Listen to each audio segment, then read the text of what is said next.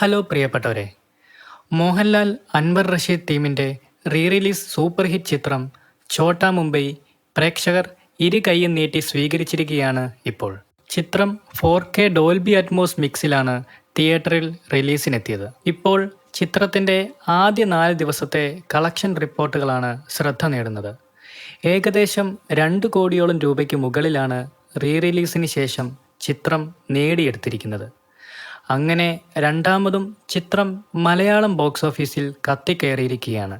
സിനിമയുടെ സ്വീകാര്യത കണക്കിലെടുക്കുമ്പോൾ മലയാളത്തിൽ റീ റിലീസ് റെക്കോർഡുകളിൽ ഇടം പിടിക്കും ഛോട്ടാ മുംബൈ എന്ന നിഗമനത്തിൽ തന്നെയാണ് സിനിമ ട്രേഡ് അനലിസ്റ്റുകൾ.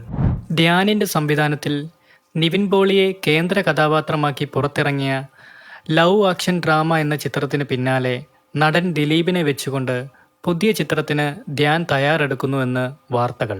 ഗോദ, തിര തുടങ്ങി മികച്ച ചിത്രങ്ങൾ രചിച്ച രചയിതാവ് രാകേഷ് മണ്ടോടിയാണ് ഈ ധ്യാൻ ദിലീപ് ചിത്രത്തിന് തിരക്കഥ എഴുതുക എന്നാണ് സൂചനകൾ. ഈ വർഷം അവസാനത്തോടെയോ അല്ലെങ്കിൽ അടുത്ത വർഷം ആദ്യത്തോടെയോ ആയിരിക്കും ചിത്രത്തിൻ്റെ പ്രൊഡക്ഷൻ വർക്കുകൾ ആരംഭിക്കുക എന്നാണ് സൂചനകൾ. നടൻ ശ്രീനിവാസൻ്റെ പേരിൽ മക്കളായ വിനീത് ശ്രീനിവാസനും ധ്യാൻ ശ്രീനിവാസനും പുതിയ നിർമ്മാണ കമ്പനി സ്റ്റാർട്ട് ചെയ്യുമെന്ന് റിപ്പോർട്ടുകൾ ഉണ്ടായിരുന്നു. അങ്ങനെയെങ്കിൽ ഈ ചിത്രമായിരിക്കുമോ ശ്രീനിവാസൻ്റെ പേരിലുള്ള പ്രൊഡക്ഷൻ കമ്പനിയുടെ ആദ്യ ചിത്രം എന്നുള്ളതും പുറത്തുവിടാത്ത വിവരങ്ങളായി നിൽക്കുന്നു. ഇതിനെ സംബന്ധിച്ച് കൂടുതൽ വിവരങ്ങൾ ധ്യാൻ തന്നെ പുറത്തുവിടുമെന്നാണ് ആരാധകർ പ്രതീക്ഷിക്കുന്നത്.